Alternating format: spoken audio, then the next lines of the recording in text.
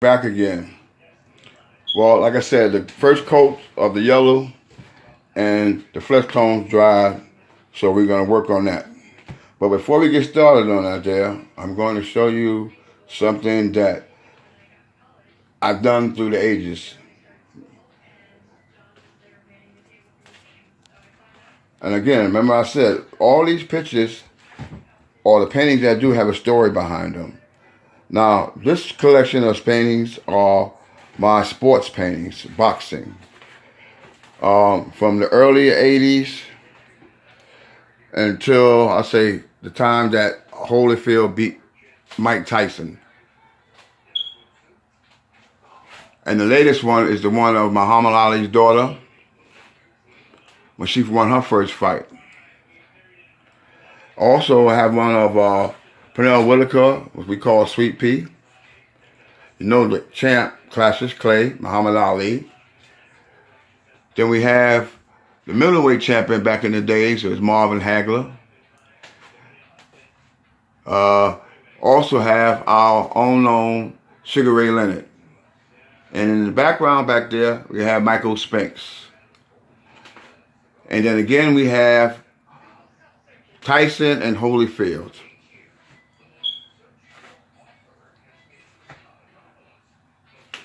Now, if you notice, a lot of my paintings of Mike are with him being knocked down. Well, there's a story behind that too. I met Mike back in the early days, in the early 80s in Harlem. And I had some collection of paintings of Mike when he was my champion.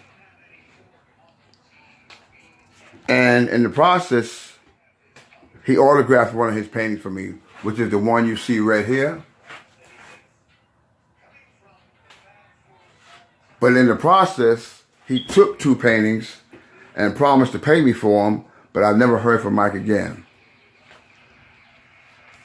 Now, me being an artist, just like Mike being a boxer, coming up in the streets of New York City, everything's not easy. But again, I didn't appreciate him just walking off with my paintings. And me, myself, knowing myself, I'm not going to let that happen if I can. So I followed Mike to Vegas, to Indiana when he was in prison. But also I displayed this painting through the streets of New York. And maybe Mike was one of the guys that had me banned for having my artwork displayed. Then it came along YouTube. So now I can put it on and broadcast it across the world.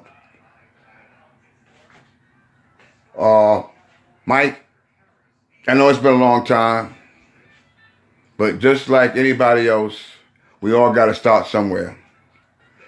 If you was one of them artists, athletes, that just presented one of my paintings that I've done for you, would have been appreciated. But instead, you decided to take one of my paintings. That's why I painted this collection. Now again, like I said, I have a wide collection. I have a lot that's autographed from baseball to basketball and boxing, which I'll present to you by the time I finish this painting for the viewers that's still watching. If you're interested in my style of work, just view my YouTube message and let me know. I take criticism well.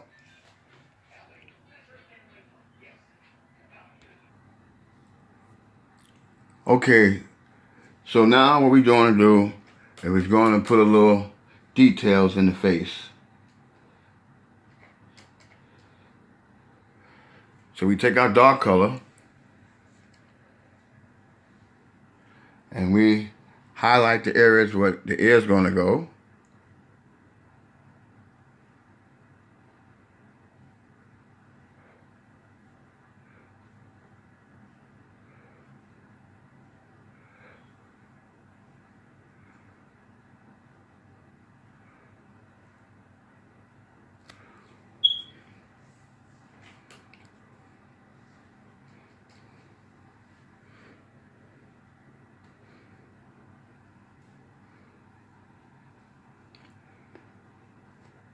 bid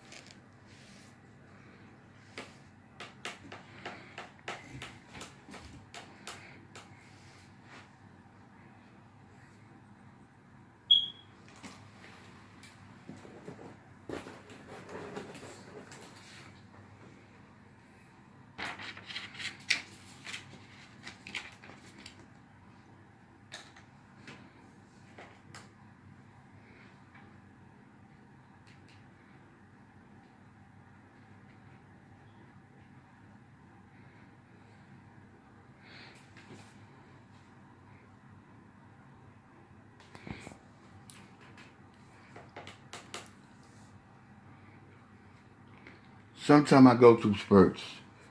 What I do is I may put the brush down for a few years.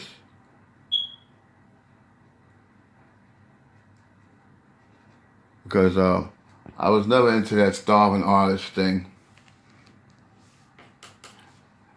Now, don't get me wrong, I've done a lot of expeditions. I exhibits of my artwork, but in the streets of New York City, to beach in Venice, California,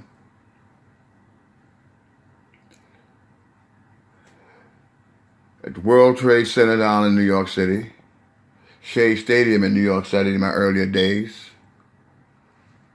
Also, whoever knows New York City knows of a place called Beefsteak Charlie's that's located in Madison Square Garden. But also, I used to hang out in front of this garden. That's where you see a lot of the autographs that I have are by basketball players.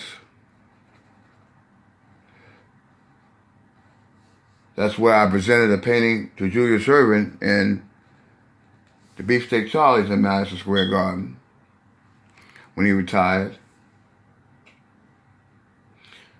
The other stories we'll get to down the line. The one of meeting Michael Jordan or presenting him with a painting in his earlier days.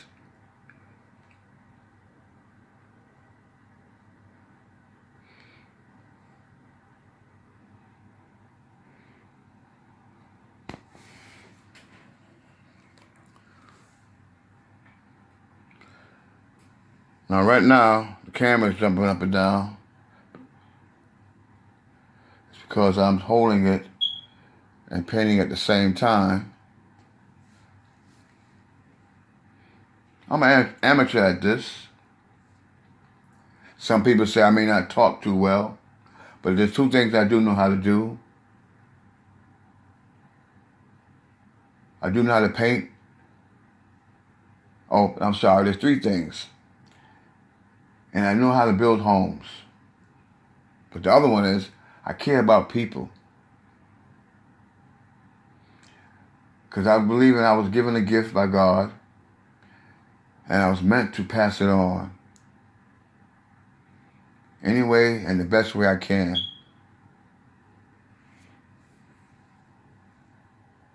So that's what I've been trying to do.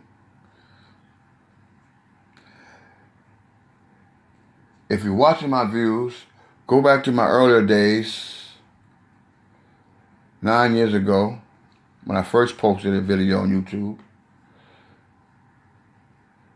And you'll understand a little bit more about me. Not just who I am, but what I'm about.